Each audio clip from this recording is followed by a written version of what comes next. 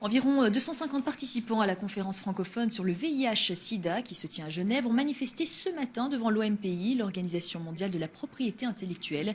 Ils ont dénoncé l'attitude du groupe Novartis.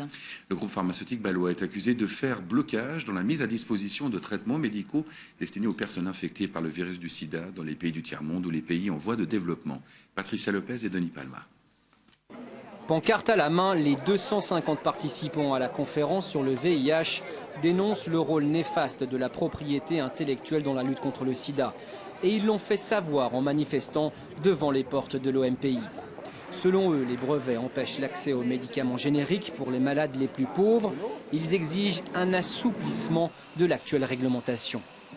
En fait, il y a plusieurs situations difficiles en Afrique avec l'impossibilité pour les pays africains et les malades les plus pauvres d'avoir accès aux nouveaux médicaments de la prise en charge du VIH-Sida. Et ce qui empêche l'accessibilité, ce sont les brevets pour qu'il y ait un assouplissement des accords de propriété intellectuelle qui permettent en fait la production de génériques pour les malades les plus pauvres. Cible des manifestants ce matin, le groupe pharmaceutique Novartis.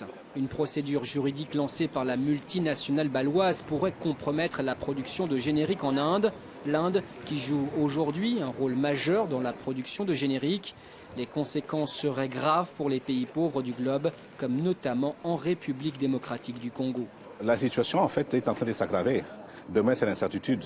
Il y a baisse des financements total et même les médicaments génériques de premier ordre sont en train de diminuer. Et aujourd'hui, avec les résistances et les autres, nous devons passer dans des médicaments de deuxième ligne, de troisième ligne, qui justement sont remis en cause avec tous les brevets qui vont coûter énormément cher.